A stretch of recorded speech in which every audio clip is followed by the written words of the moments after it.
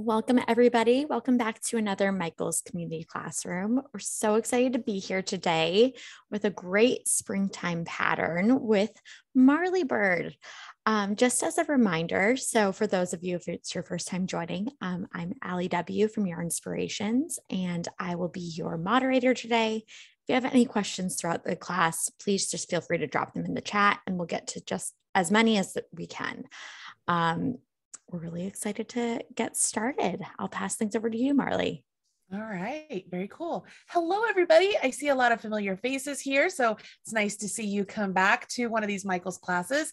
I have a lot of fun teaching it, and I hope you guys enjoy today's lesson. As Allie and Jimena said, my name is Marley Bird, and I am a knitwear and crochet designer, YouTube host, and a stitch ambassador for Yarn Inspirations. All of that really means is I really love to knit and crochet, and I really love to teach people how to knit and crochet. So in today's lesson, we're going to learn a very simple crochet stair step shawl. All of you should have a link to the pattern that we're going to follow along with today. I have the printout here, obviously, but you should have your own copy of the pattern. And we're also using a new yarn by Caron. It is called Caron. I gotta say it right. Cotton funnel cakes. I wanted to just say funnel cakes. Cotton funnel cakes. If you can see here, it has a very kind of cool boucle look to it. It's not very like slubby. It just has a lot of texture to it, which makes it perfect to use with a very simple shaped shawl like this. We're allowing the yarn to really be the star here, which is a very easy shaped pattern. We're also going to use a size I crochet hook, or whatever size crochet hook you need for the to get gauge. Now, I will let you know, gauge isn't super important when you're making a shawl. That's one of the rare times you'll ever hear me say that, but it's true. The biggest thing to make note of is that if your gauge is larger, you could use up larger or smaller, depending on like where you're going as far as size wise. You could use more yarn than you have. So just be wary of that. Now, I am going to assume this class is I'm going to teach it in such a way that it's just above beginner. So I'm going to assume all of you have at least held a crochet hook before and have played around with some yarn and maybe making some chains and stuff. I will go, I'm not going to say I'm going to go fast. That's not what I'm going to do, but I am going to make sure we're going at a very smooth rhythm so we can get through everything you need to know to make this shawl. And just remember, as they said, this is getting recorded, so you can come back to the Michael's YouTube channel and watch this anytime, maybe to be like, what did Marley say there? And you could go and watch there. All right, everybody, cool. Everybody good to go? I see you out there. I see you. Good. Thank you, Michelle. Thank you, Carol. Okay, let's go to my hands. Here we go. So with the cotton cakes, you guys, you could pull from the center or the outside. I'm going to be brave today. I'm going to go to the center, and I'm sure I'm going to pull out some guts because I always do. But I prefer to pull from the center when I'm working with cakes. So I'm just going to go for it. There's my guts. No big deal. Half the time, you guys, I'll be honest, don't cringe with me. I just cut that and I set this aside sort of as a, maybe a swatch little nugget later on, but now I don't have to worry about unraveling anything. I have the yarn ready to go and I don't have to waste time. I can get crocheting, right? All right. So that's our yarn. For our pattern itself, it's a one-page pattern. That's like a big clue that this is like super easy, right? So we see down here that it takes 2 balls of the Caron cotton funnel cakes, the size I or the 5.5 millimeter crochet hook. As far as abbreviations, there's nothing big here as far as things that you should not know. You should know what approximately beginners or beginning, chain, double crochet, remaining, repeat, right side, space or spaces, stitch or stitches, and wrong side. There's nothing in there that says like cluster or treble or anything crazy, right? Fantastic. That lets us know immediately that we're on a good track. Like this is a pattern that we most likely can just jump in with. The approximate size of this piece is very large. Could you make this smaller? Absolutely. You would just stop sooner because we're going to start down here at this small edge and work our way this way, but you could stop sooner and make it smaller for those of you out there who are a little bit more petite. Those of you out there who are larger like me and want it bigger, you can make it this size or even larger if you want to. So there's a lot of customization capability here. Our gauge is 13 double crochets and 7 rows. All that means is the designer, when she was designing it, she used 13 double crochets and 7 rows to get 4 inches. If you get that same measurement, then yours is going to come out just like this. If yours is a little bit smaller, it'll be smaller. If it's a little bit larger, it'll be larger. Pretty simple stuff. This is really the big part that I pay attention to the most, is usually the notes, because I feel like the designers only put notes in there when it's like, hey, you really need to be aware of this, which is good because it says notes. The chain 3 at the beginning of the rows counts as a double crochet throughout, which is fantastic. So we know that when we're at the start of a row, when we have that chain 3, that is going to be equal to a double crochet. All right. Chain 4 at the beginning of the rows count as a double crochet and a chain 1 throughout. So that would essentially be, if it were written in chart format, it'd be like that. And that would equal a double crochet and a chain 1. Now, those of you who have followed along with me before and you're interested, if you wanted to substitute a stacked double crochet in place of those chain 3s, you could do that. If I get to it today, I might show you how to do that. But inevitably, somebody always asks, so I want to mention that. Okay, we're going to get started with our chain 4 because we start right down here at the bottom. Okay, the bottom of our shawl. I'm going to set that just right up there. You guys can all hear me all right, right? Just want to make sure. Yeah. Okay, good. So I'll start off with the slip knot. Put the tail of the yarn in the palm of your hand. Take your working yarn, wrap it around your forefinger and your middle finger, and come back up. Rotate your hand. Oh no, cross over, rotate your hand. And then I like to just pinch and hold that yarn over there so that I have these 2 strands. Go underneath the front strand, grab the back one, pull it off your fingers, and you have a slip knot. If you have another way to make a slip knot, you can use that. This just happens to be the easiest way for me to teach it. So that's why I do that. All right, I'll do it one more time just in case. Tail is in the palm of my hand. Working yarn goes around my forefinger and my middle finger. When I come back up, I cross over. Rotate my hand, pinch my working yarn, essentially go underneath the front yarn, grab the back, and pull it off. And voila, we have ourselves a nice slip knot. I'll take my watch off. Okay. So we're going to chain 4. Now this yarn, like I mentioned, it has a little bit of, they're not slubs. It's like a boucle sort of ripple to it. So you want to be careful. You might have a tricky time seeing the stitches, but that's all right. That's why we have stitch markers, ladies and gentlemen. You guys know me. I love stitch markers. So I'll put them there just in case we need them. But we start off with our chain 4. So we're just going to make sure that we're creating each chain the same size as our hook. So when we yarn over and pull through, do not tighten that chain. All right. You'll see I'm taking my thumb and I'm literally resting it on the top V part of the chain I just create. So that way I can make sure my chains are nice and straight. I find that very helpful. All right. So there are 4 chains. Doesn't look like much, right? It's kind of hard to see. So when you're looking at it, you want to make sure that if you kind of not squish them completely, but if you squish them a little bit, you should be able to see those back loops fairly well. All right. Now it says we're going to put 4 double crochets in the 4th chain from hook. So we already know from our notes that this chain 4 counts as a double and a chain 1, right? So here we go. We're going to yarn over our hook. Actually, this chain 4 doesn't count as a double and a chain 1. This one counts. We're going to work into this one, and this chain 3 here counts as our double. So we're going to yarn over, come to the 4th chain from hook, and literally, you guys, don't overthink this. Just put your hook right through that first chain. If you get through the back loop, great. If you get through the front loop, great. If you get through the butt of the stitch, great. You just do whatever works for you. Just get through that stitch, yarn over, pull up a loop. So you have 3 loops on your hook. Yarn over, draw through 2, yarn over, draw through 2. And we're going to go back to that same spot. We're going to do 3 more times. So yarn over our hook, go into that same stitch, yarn over, pull up a loop, yarn over, draw through 2, yarn over, draw through 2. Now, as you're making these, it's a small little nugget we're working with here, right? So it wants to twist and turn on you. Do the best you can to try and control this little nugget of stitches that you have here, making sure that this side of the fabric is facing you as much as you can. So that way you can keep your orientation.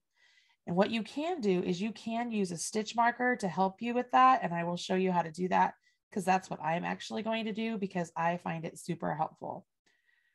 All right. So right here, I haven't turned or anything. Here's my initial chain 3s. The chain 4 was right there that we worked into. Then I have 4 double crochets. And this is a wrong side. So I'm going to go ahead. I'm going to take a little marker like this. And I'm just going to literally put it through the post of one of the stitches. And I'm going to let this just let me know, hey, this is a wrong side. Okay. Just that was my first row. And then I kind of have an orientation. If I flip back and forth and be like, where am I?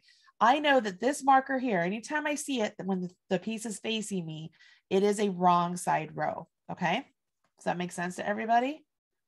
All right, you could do the opposite. Like if we want it on the right side, we could put a green marker and have that be a significant thing for us too. It's totally up to you.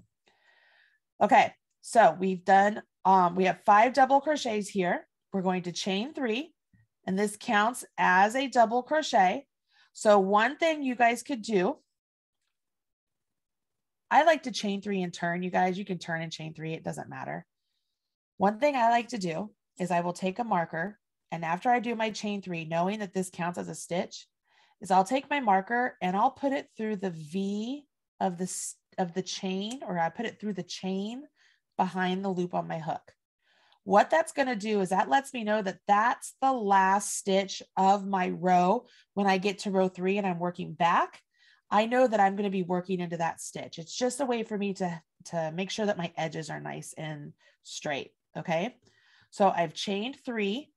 I'm going to do 2 double crochets in the next double crochet, and then 1 double crochet in the next double crochet. And I'm going to do this twice. That's why every time there's parentheses, you do everything that's inside those parentheses, the number of times outside the parentheses. So we're going to use up 2 stitches here. We're going to put 2 double crochets in one of them and 1 double crochet in the next. And then we're going to do that again. All right. So we're going to end up with 7 double crochets. So I yarn over my hook. Make sure you do not go into this first stitch here. Remember, this chain 3 counts as the stitch that would be represented right there. So we go to the next stitch over, and we're going to put 2 double crochets in it. Now I'm going underneath both loops. All right. Or I'm not going through just the back leg or the back loop or just the front loop. I'm going underneath both of them, just like you normally would when you crochet. And I'm going to create 1 double and then another double.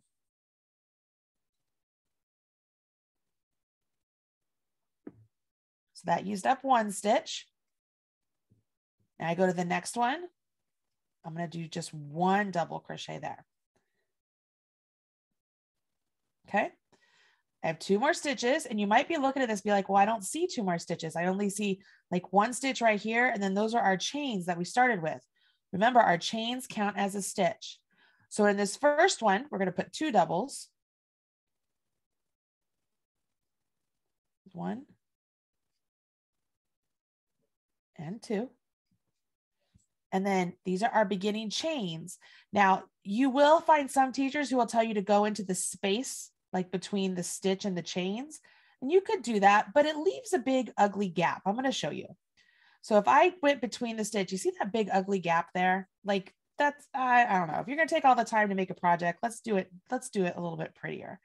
So instead of doing that, what I want you to do is I want you to literally put your hook into that 3rd chain, just like if it were a chain that you were working into, like a foundation chain. And I want you to create your double crochet there. Okay. So I'm going to yarn over my hook, go into that 3rd chain, and create my double crochet. Okay. Everybody good so far?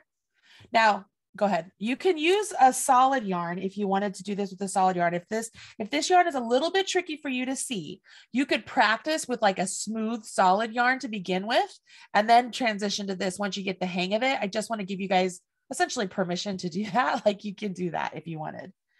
All right, so we go on to row 4, where this one we chain 4. So 1, 2, 3,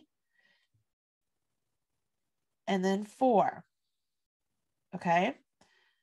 I'm gonna just pause here for a second. I'm gonna jump to the 4th row, because when I work my way back on this, I want to know where I join.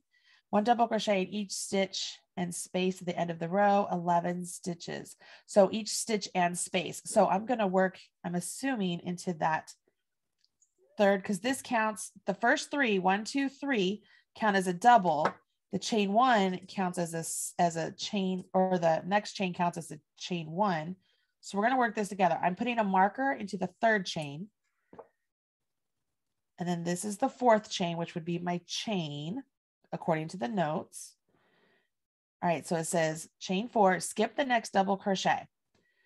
Well, we're already skipping this one because the chain 3 counts as a double, right? The initial chain 3 counts as a double. Then we're skipping this one because that's what the chain 1 represents. So now we come to this one over here, and we're going to double crochet into this stitch. All right. I know it looks like we skipped 2, but really, I mean, if we think through it logically, even though that space is open and yes, we skipped it, this chain 3 right here of our initial chain 4 actually represents the stitch that would be right there. So really we only skipped 1, and that one there is represented by that chain 1 of the chain 4. Does that make sense? I feel like it's like, who's on first, but I'm trying to make you understand, you know, how this is all working out together. All right, so now we're going to chain 1, skip the next double crochet, and double crochet in the next. Repeat from start to the end of the row and turns. We should have 4 double crochets and 3 chain spaces. So let's see if I do this correctly. So I chain 1, skip 1, and then double crochet in the next.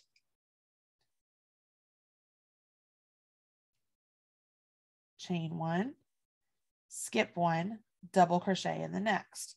So that puts me in my marker. You see where the marker is really helpful because I marked it into that chain. So I know that if I put that stitch right there into that chain, I'm at the end of my row. Do I have 4 double crochets? Yes, because my initial chain 3 counts as 1, 2, 3, 4, and 1, 2, 3 chain 1 spaces. So I'm on track. I will be moving this marker up, so I'm going to take it out. I go to row 4, where I start off with chain 3, 1, 2, 3, put my marker in. If you guys haven't picked up on this already, I like to chain and then turn, always have, but you can turn and then chain, it doesn't matter. All right, so I have my marker in my 3rd chain because I know that that's the top of my double. Now there's parentheses here. So we know that whatever is inside those parentheses, we're going to do it the number of times outside of the parentheses. So we're going to put 3 double crochets in the next chain 1 space, and then 1 double crochet in the next double crochet. All right, well, let's see here. So we're going to put 3 double crochets in the next chain 1 space. Well, that's right here. So we're going to put 3 double crochets there. So there's 1, 2,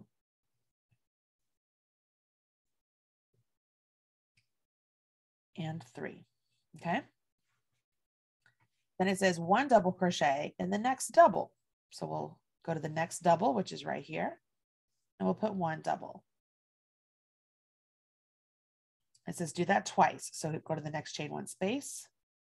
We'll put 3 there. 1,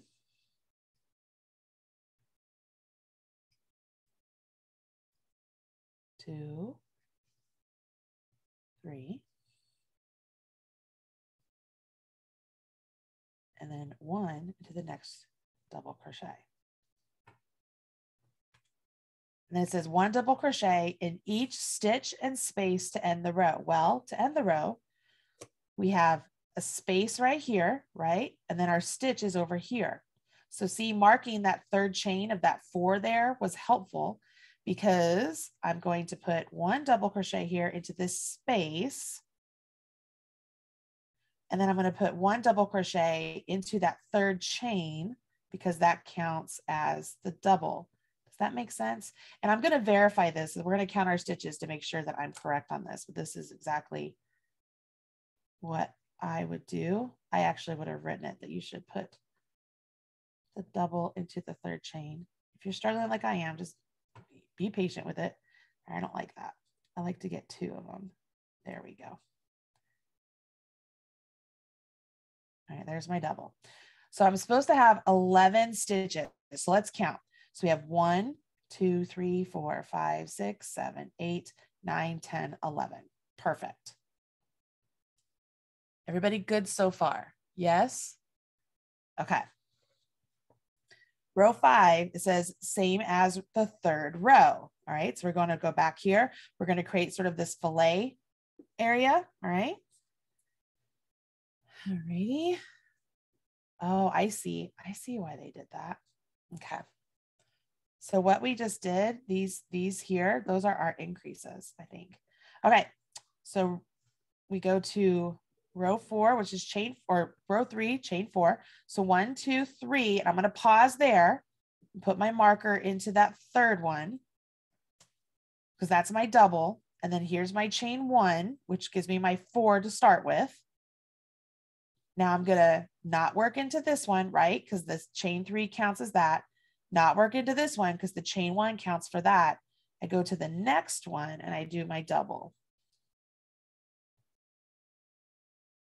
And then I chain 1 and I do my double. And I chain 1 and I do my double. Chain 1 and I do a double. Chain 1 and I do my double.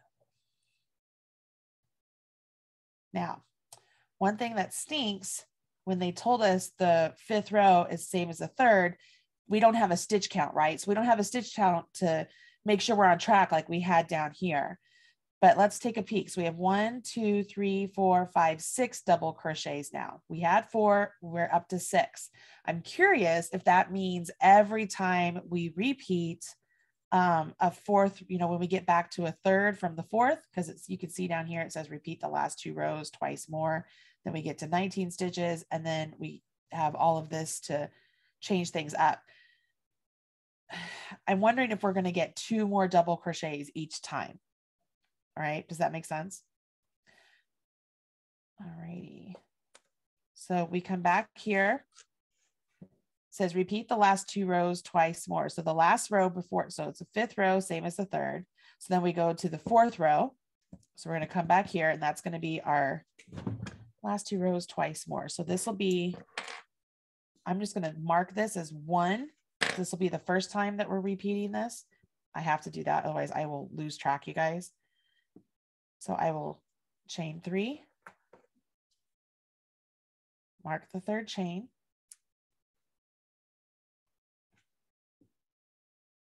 Go. So we're going to work our increases here. So I'm going to put 3 double crochets into this first chain 3 space. So there's 1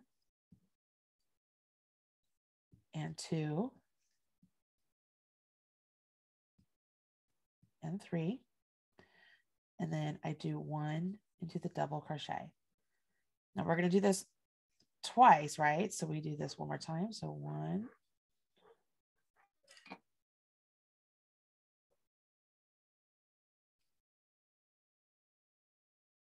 2 and 3,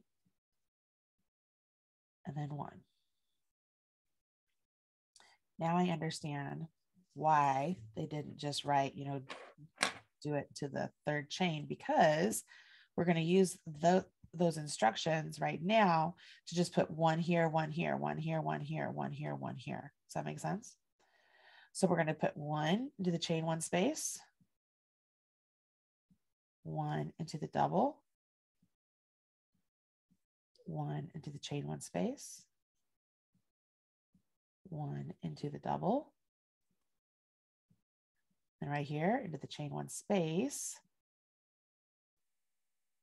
and then 1 into the double, which is going through the 3rd chain of that chain 4. Set this down. That's what it's starting to look like. See how we're getting these increases over here to get it to grow. All right, so now we're going to do row 5. This will be the first time we do row 5 for our repeat section. Remember, this is the chain 4, so I always stop on the third one, mark the stitch or the chain behind the loop of my hook, and then do one more. So that's my chain 1. That one's represented by the first chain 3. That one's represented by the next chain 1. This is going to be our first stitch. Then we chain 1, skip 1, go to the next. Chain 1, skip 1, go to the next. Chain 1, skip 1, go to the next.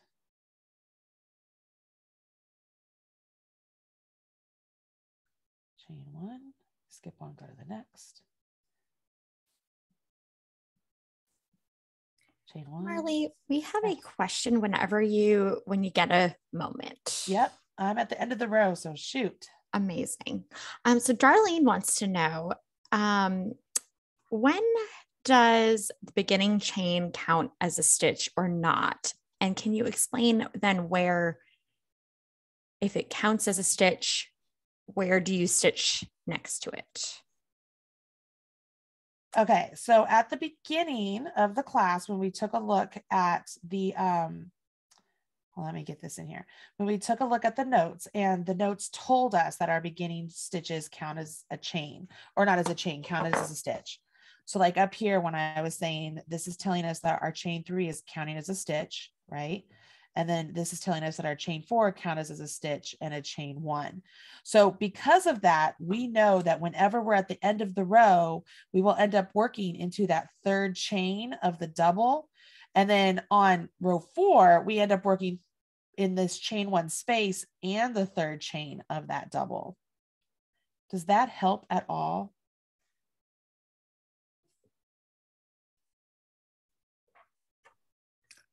Hopefully. Hopefully. Hopefully.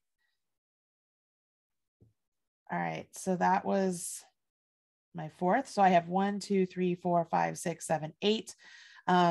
My conjecture, I guess, is holding true to where I increased 2 doubles and 2 chain spaces on that repeat right there. So remember, this says repeat the last 2 rows twice more. So we just did it once. So let's do it again. So we're going to do the 4th row again.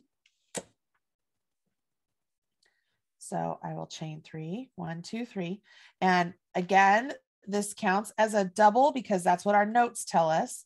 And that's why I'm putting my marker into that third chain, because I know that that counts as a double crochet. So when I get to the end of the row and I need to work in the double crochet at the end of the row, I need to make sure I work into that. That's why I mark it.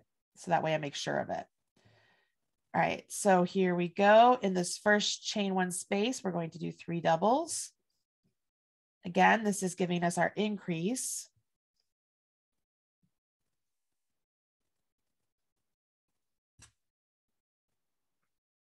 One, 2, 3, and then 1 here.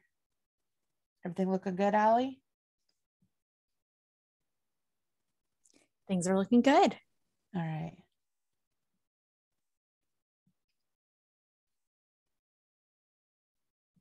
All right, and then our 1 right here. So I just followed, I mean, we've done row 4 a couple times now, so I just am moving right along on it. So what I've done, I did my chain 3, so that counts as my double crochet, right? And then I have 3 doubles, and then I put 1 on top of that. And then I have 3 doubles into that space, and I have 1 on top of that. So I've done those set of instructions that are inside of those parentheses twice. Now I'm going to do 1 double crochet in each stitch and space at the end of the row. Now, because I know at the end of my row where I've already marked that first chain 3 of the chain 4 counts as a stitch. And that's why I've marked it. So that way I know I need to work into that. Okay. So when I'm going across here, here's the chain 1. I'm going to do a stitch into there and then a stitch into the stitch.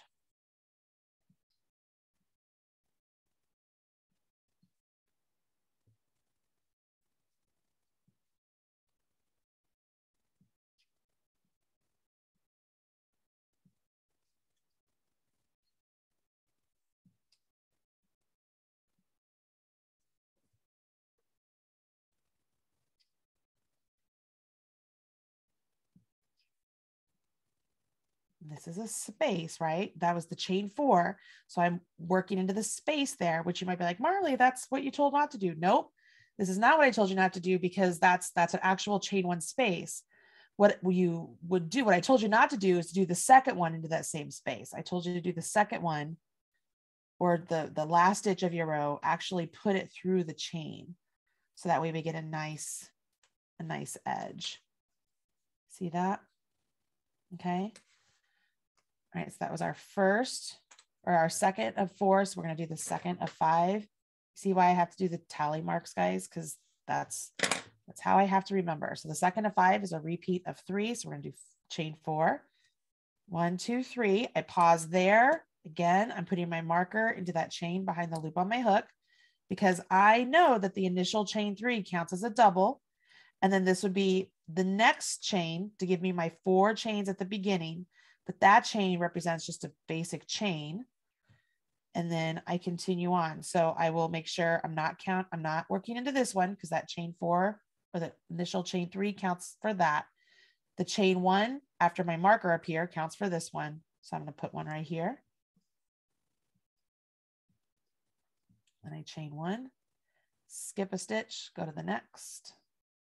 And I'll do this all the way down the row.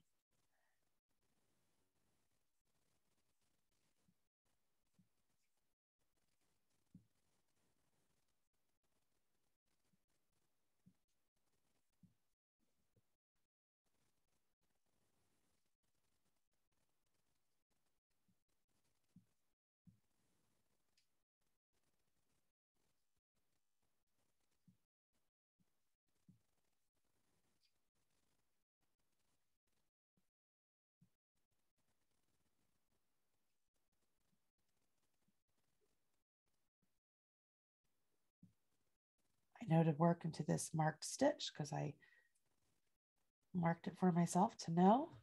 And I can set this down. Now, it says repeat the last 2 rows. I should have 19 stitches. So here's the thing. It's obviously, I'm not going to have 19 just doubles, but I have a double and a chain 1. So that would be 1, 2, 3, 4, 5, 6, 7, 8, 9, 10, 11, 12, 13, 14, 15, 16, 17, 18, 19. Does everybody understand how I got that? It's a little tricky because, before we were talking about, specific double crochets and chain 3 spaces. And then up here, it goes straight to just stitches, right? But those were all, after we do a row 4, right? We have all double crochets. But when we do a row 3, we have double crochets and chains. So as we come over here and it goes back to where you have 19 stitches and you're supposed to finish after a row 5, it can be confusing. You could be like, well, what do you mean? Like you said stitches up here and they were all double crochets. When I look after a row 5, I have double crochets, but I don't have 19 of them. So that's where logically you have to be like, okay, well, I don't have 19 doubles, but if I add up my doubles and my chains, I have 19 stitches. Everybody with me on that? The only reason I'm pointing that out is as you come across other patterns that this might happen, I want to make sure you guys are understanding not only how to do these stitches, but how to read a pattern. Okay. Like, I think that's like one of the biggest gifts I can give you is how to take a pattern other than the one I'm teaching and be able to understand it. Okay. All right, so we have 19 stitches. Now we have a double star right there. And that, I just want to point out what that means. You could be like, what does the double star mean? Well, let's read through the pattern and see, because the next row, we're going to chain 3 and then do 3 double crochets in the next chain 1 space, 1 double crochet in the next twice. That's just like we did here on the 4th row, right? That's our increase sort of section. Then 1 double crochet in each of the next stitch or space to the last 6 stitches. And then we're going to turn. So what this is going to do is this is going to give us that jagged look of our piece. So essentially, as we turn our work here, let me point this, let's do this before I actually do it. As I turn my work, this is where I've been increasing this whole time. I will increase here, work all the way down to the last 6 stitches. So that counts as my double, my chain 1, my double, my chain 1, my double, my chain 1. So my new stitch that I'm going to end is right here. So I'm going to go ahead and take my marker. So it's 1, 2, 3, 4, 5, 6. It's right here. So I'm going to take my marker knowing that this stitch right here is going to be the last one I'm working into, right? I'm actually going to mark the post. This stitch here. It's going to leave all of these 6 stitches, the double, the chain one, the double, the chain one, the double, the chain one, unworked. So now we're back to where we're just working with these few stitches right here that we'll have. All right, because we turn our work. So you leave all of those unworked. Now it says repeat the 3rd and the 4th rows twice more. So 3rd and 4th. So we're going to come over here and repeat the 3rd row and the 4th row, the 3rd row and the 4th row twice more. That's exactly what we did right here, right? Because essentially it was the 3rd row and the 4th row, 3rd row and 4th row. So we're doing the same thing essentially.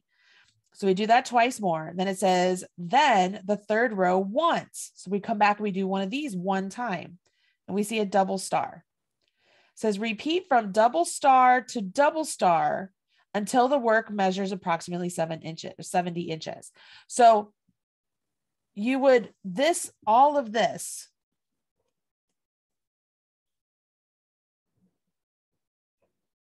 you will repeat for the whole pattern. All right. All of that. And all of this includes this. So I'm going to tell you guys, can you go to my face real quick? Is it possible? I'm going to give you guys a suggestion, because this is something I do when I'm doing like in-person classes and such. I will tell people, yeah, this is a 1-page pattern. It makes it very simple and easy to carry along with you.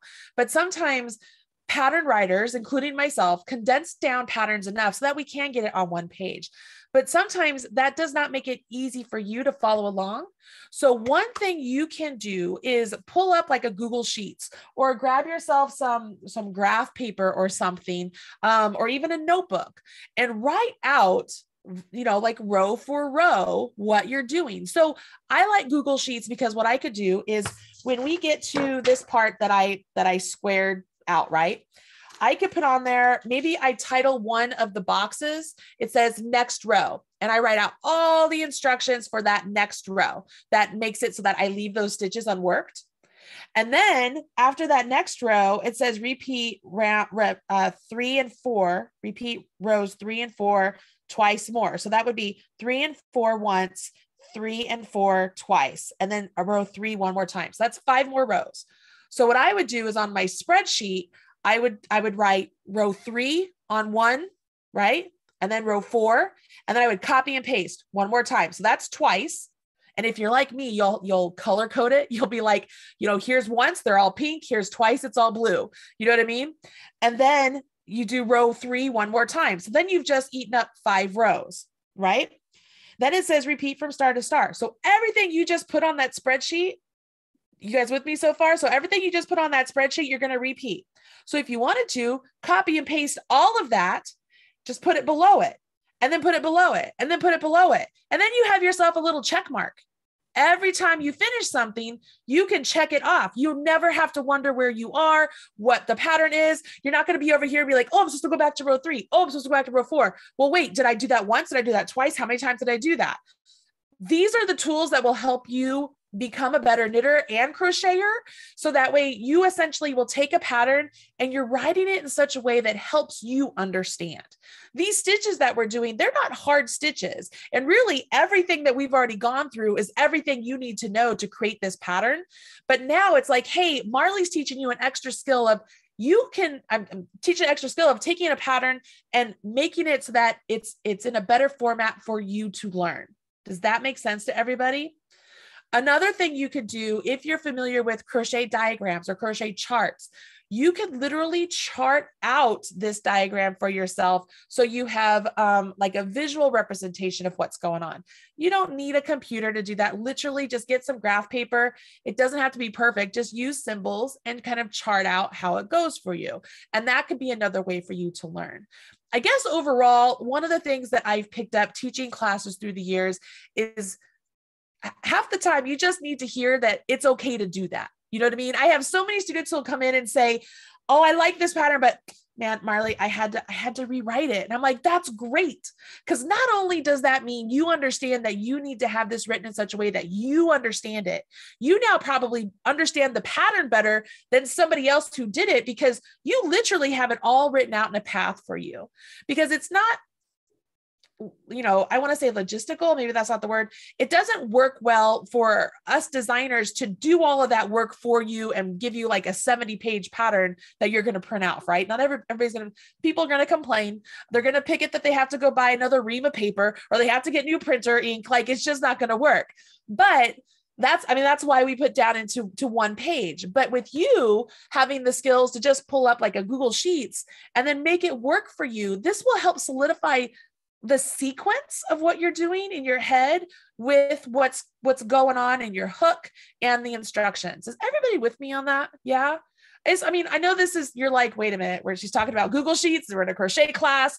I just want you to understand, having a pattern, even though it's one page and it seems like it's super easy, it can be really tricky to jump back and forth and repeat row 3 and 4 and how many times. You have to remember that.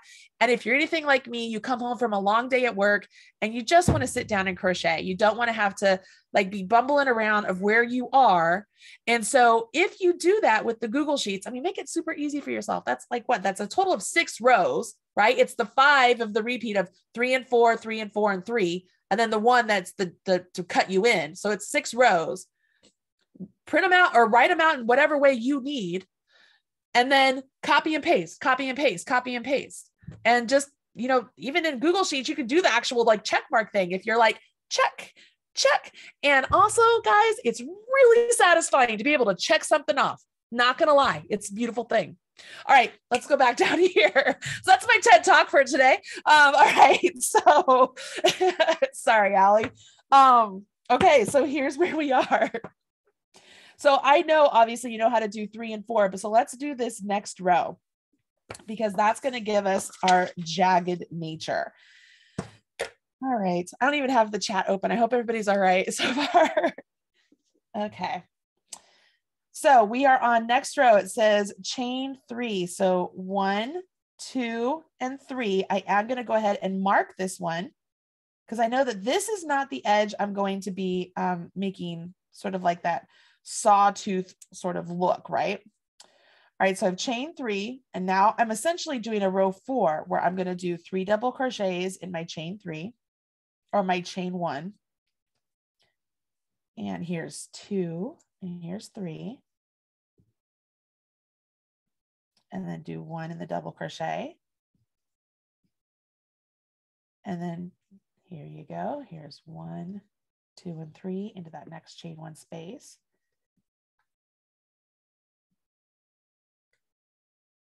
And then 1 into the double.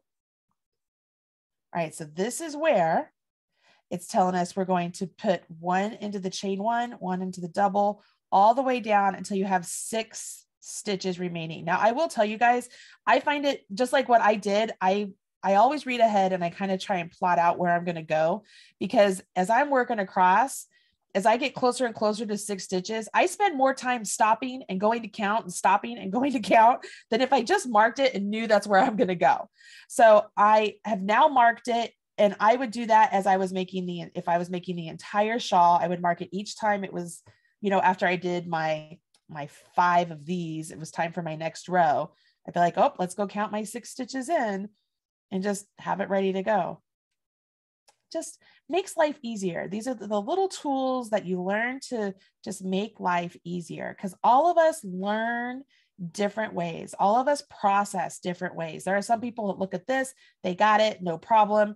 Then there's people that are probably like you and me who just need more visual. You need that checklist. You need that, hey, stop here, repeat this, do this. It just makes my life easier. All right, so there's my 6 I'm leaving unworked, and I turn. So I just completed that. So if I was my checklist, I would be like, okay, that's 1, right? And I move on, and now I'm going to repeat the 3rd and 4th rows twice more. So it's essentially just like what I did here with my tally marks. It's going to be the same idea. All right, Allie, you got to tell me what they're doing. How's everything going? Things are going good. Alex has a question here. Sure. So every repeat, we stop on the last 6 stitches so we get the curvy look, right? Is that? Yes, essentially. So if we're talking about this repeat that's in the square here that we're talking about, so here, let's do this. So we just did, I'm going to call this next row. We worked across and we left these stitches unworked, right? So this was our next row. And then we turned and this would be our row 3. We're going to work back and then we turn and this would be our row 4. We work back and then we have row 3. I'm going to put times 2, back, times 2, right? So that's 3 and 4, 3 and 4. So that was 2. And then it said to do row 3 again, right? So there's 3. So there's row 3. And then, so that's 1. Let's see, 1. Next row, row 3, row 4, row 3, row 4. Did I do this right? Let me do this again. Next row. So we worked across, we left 6 stitches done. Then we worked this way, and that was our row 3, right? And then we worked this way, and that's row 4. And then 3, 4, 3, right? And then the next row, so this right here is what we're going to repeat. So on the next row here, we'd work across and we'd leave 6 stitches again. But what's going on here, our work isn't just going up like this, because every time we do that row 4, the row 4, we're starting off over here. We're working 3 doubles and then 3 doubles and then a double, in the regular doubles. So we're working these increase sets, which is what's making it so we're getting this nice curve. If we didn't do the next row, I'm going to keep calling it the next row. If we didn't keep doing the next row, our work would just be coming up like this. Like we would end up having a big, nice crescent shawl, which is a whole nother look, right? But by working these next rows where we're cutting it in 6 stitches each time, we instead are coming up and jagged, coming up and jagged, coming up and jagged, coming up and jagged, coming up and jagged, coming up and jagged, coming up and jagged, coming up and jagged, coming up and jagged. Does that make sense? So that's it. So the six rows right here where I'm talking about, if you did on a spreadsheet, and honestly, guys, I just make my cells really big and I just do I would call this probably NR. And then I would keep these as 3 and 4, just because for me, that's the way my brain works. And then I would go 3 and 4. And then I would write 3 again, right? So then all of this, so let's say this would be my check mark list. These would be my instructions. And then I would copy and paste this to one cell down. That's how my brain works. Did that answer your question? Hopefully it did. All right. Now I wish I had a spreadsheet. Okay. So I'm right here. We know how this works. We've done this so many times. Just remember, you're skipping that one because it's already represented. Skipping that one because that's your chain 1. So you go to the next.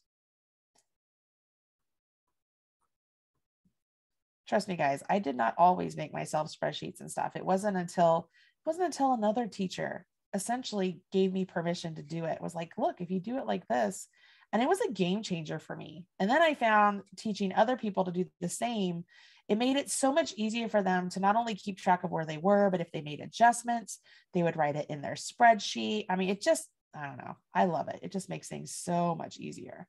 I've done it in a couple of the knit alongs and crochet alongs I've done with your inspirations to help people understand where they are and just have a checklist.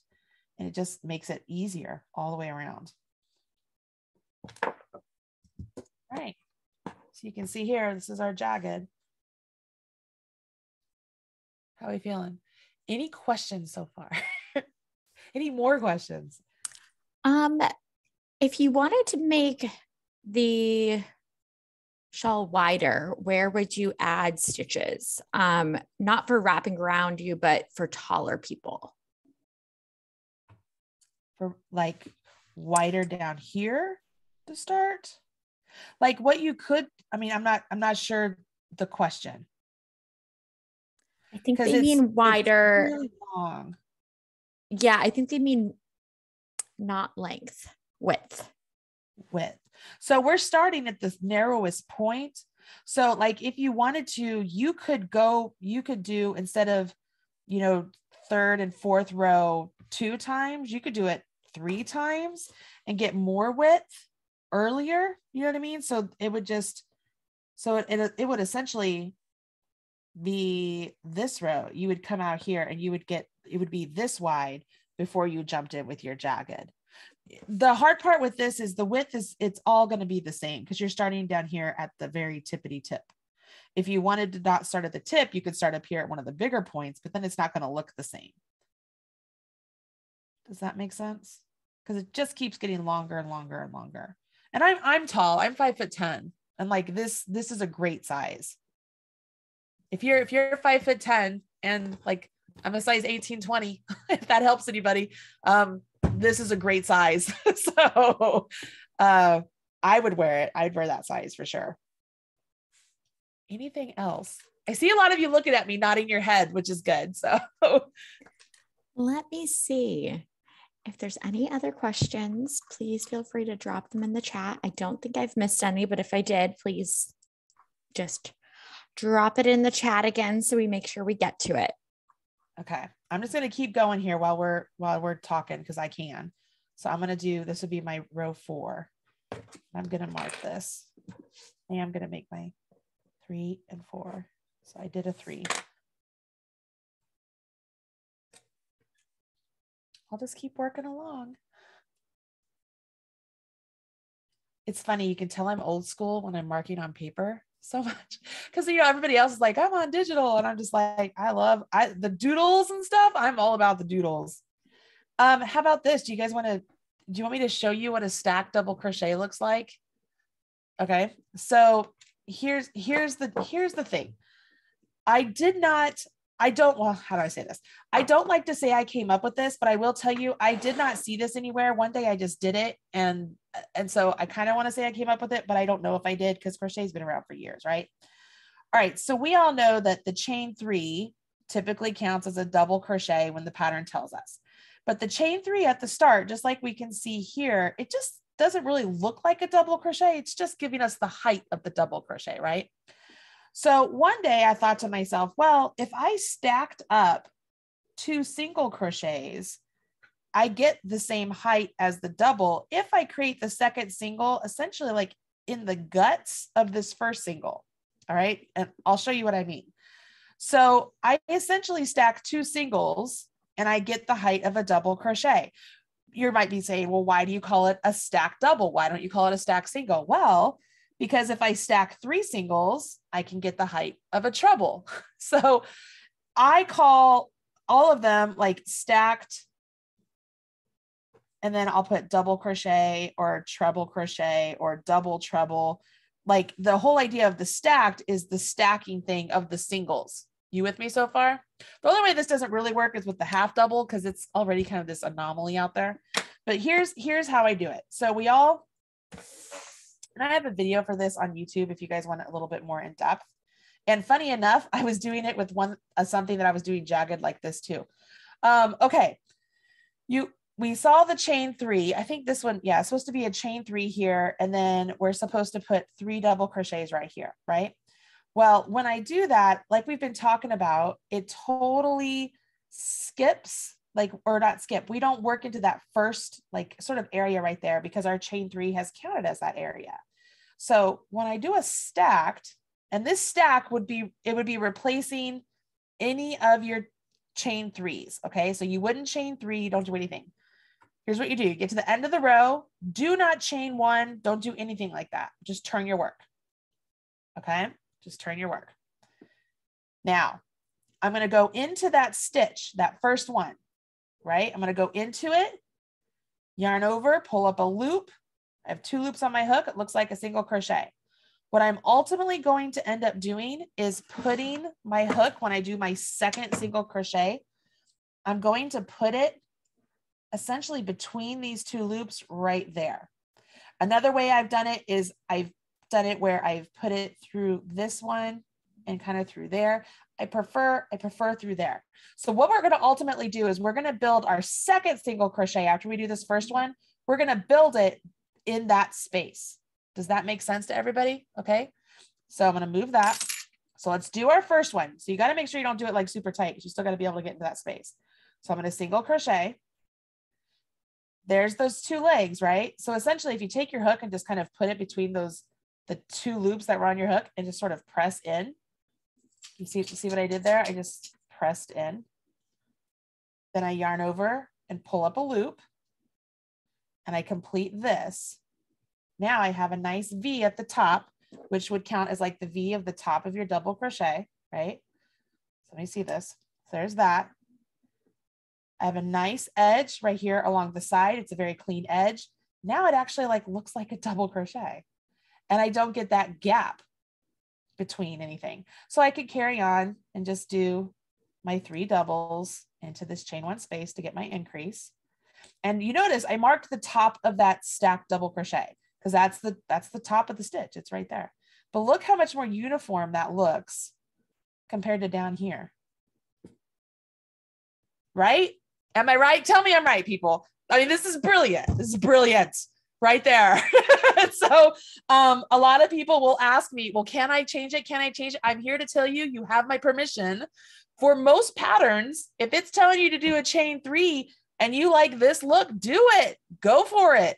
You can absolutely do that. I love it. Thank you. Amelia, you are right. I know I am. Girl, I know. Like you have no idea how often I use it all the time now because it just looks, it looks so perfect. And like I said, you could do it and see, it's like the perfect height as the double. You could do it for a treble also. It'd be the same thing. It's just, you know, as you create that second single, you would go in between those 2 loops of the second one to get the third one, which is why I call it a stacked double and not a stacked single, because it doesn't make sense. But a stacked double, stacked treble, all that stuff. All right. Gave you a lot today, you guys. I gave you a lot. Curious, how many of you are feeling confident enough to tackle this pattern? Raise your hands. Oh, good. So many of you. That is wonderful. That's so good. Do me a favor. As you work on this pattern, take quick snapshots or something and just share them on like Facebook or Instagram and tag me or tag Yarnspirations or Michael's, because we love to see your work. I especially love to see your work. I'm not going to lie. I love to see it. It's just, it's so heartwarming to see when people are like, oh my gosh, I'm doing it. On Instagram, I'm the Marley Bird, or if you just do hashtag Marley Bird, I'll find it there too. But then Allie's going to give you a whole bunch of other hashtags, but I do want to tell you guys, you can do this. Give yourself some patience, give yourself some grace, take the time to write out the pattern in a spreadsheet. Actually, it won't take very long if you do it online and just do that copy and paste trick. Like it's perfect. Other than that, you guys can catch me on YouTube, on Facebook, and all the other social places. I'm just Marley Bird. All right, Allie, it's back to you. Awesome. Well, thank you, everybody. Thank you so much for joining another Michael's Community Classroom. And just a reminder that the class will be posted in 24 to 48 hours. So be sure to go back and watch that recording. Perfect. Thank you, everybody, so much for joining us. Awesome. Bye, guys. Bye, everyone.